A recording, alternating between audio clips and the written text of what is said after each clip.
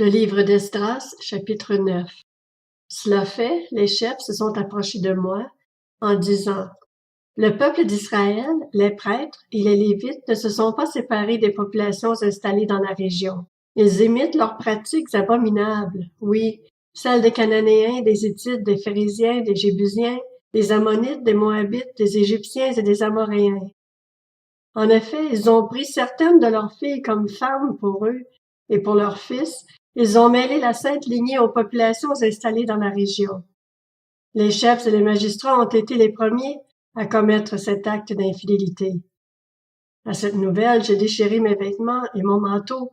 Je me suis arraché les cheveux et la barbe et je me suis assis accablé.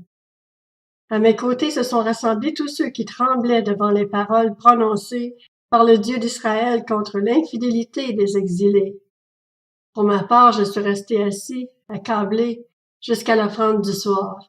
Puis, au moment de l'offrande du soir, j'ai abandonné mon attitude d'humiliation, tout en gardant mes vêtements et mon manteau déchiré, suis tombé à genoux, étendu les mains vers l'Éternel, mon Dieu, et j'ai dit: Mon Dieu, je suis dans la confusion. J'ai honte, mon Dieu, de lever le visage vers toi, car nos fautes sont nombreuses, au point de nous submerger, et notre culpabilité est si grande qu'elle atteint le ciel. Depuis l'époque de nos ancêtres et jusqu'à aujourd'hui, nous avons été grandement coupables, et c'est à cause de nos fautes que nous avons été livrés, nous, nos rois et nos prêtres, à la domination des rois étrangers, à l'épée, à la déportation, au pillage, à une honte pareille à celle qui couvre aujourd'hui notre visage. Pourtant, l'Éternel, notre Dieu, vient de nous faire grâce en nous laissant quelques rescapés et en nous permettant de nous installer dans son saint lieu, en rendant la clarté à notre regard et en nous redonnant un peu de vie au milieu de notre esclavage.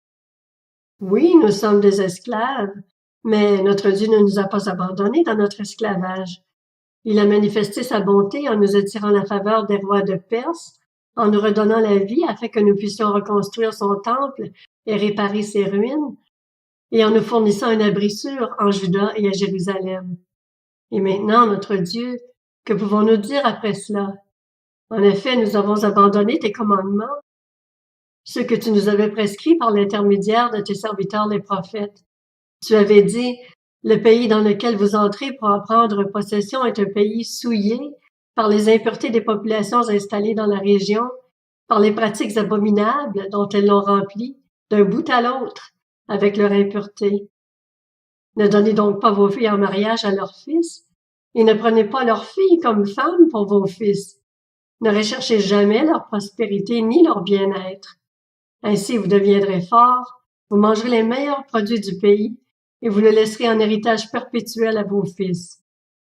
Après tout ce qui nous est arrivé à cause de nos mauvaises actions et de notre grande culpabilité, et même si toi, notre Dieu, tu ne nous as pas punis avec toute la sévérité que méritaient nos fautes, et nous as accordé ces rescapés, allons-nous recommencer à violer tes commandements et à nous allier par mariage avec des peuples capables de pratiques aussi abominables?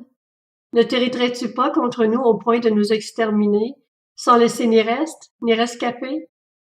Éternel, Dieu d'Israël, tu es juste, car nous ne sommes plus aujourd'hui qu'un reste de rescapés.